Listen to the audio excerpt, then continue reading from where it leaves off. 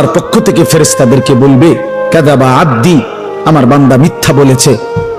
ফাআফরিশুহু মিনান নার ওয়ালবাসুহু মিনান নার ওয়াফতাহু লাহু বাবান ইলান নার।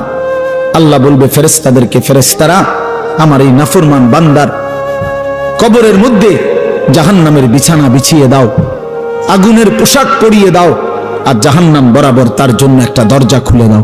ফেরেশতারা এই ব্যবস্থাপনা করে আল্লাহর কসম বাফ নবীজি বলছেন, ফেরেশতারা যখন চলে যাবে এই আগুনের বিছানা বিছাইয়া, আগুনের পোশাক পরাইয়া, আর জাহান্নামের দরজা খুলে দিয়ে যখন কবরে রেখে এই নাফরমানকে রেখে যাবে, তখন আল্লাহ নবী সাল্লাল্লাহু আলাইহি সাল্লাম বলেন, প্রথম মুহূর্তেই ফেরেশতা চলে যাওয়ার সাথে সাথে মাটি ডান দিক থেকে এই নাফরমানকে একটা চাপ দিবে, বাম দিকে ডান পাশের হাড্ডি পাঁজর ভাঙ্গা বাম দিকে চলে যাবে।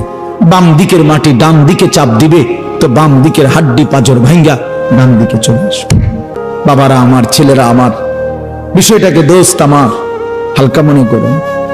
এই বেনামাজি জিন্দেগি কষ্ট পাইবেন, এই বেহায়ার জিন্দেগি কষ্ট পাই বাবা।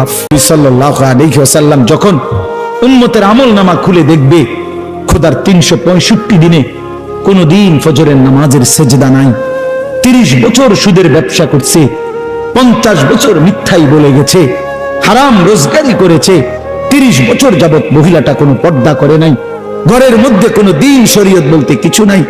আল্লাহর নবী সাল্লাল্লাহু আলাইহি সাল্লাম তখন বলবে, উম্মত তুমি জানো আমি 23টা বছর অনবরত তোমার জন্য কেঁদেছিলাম।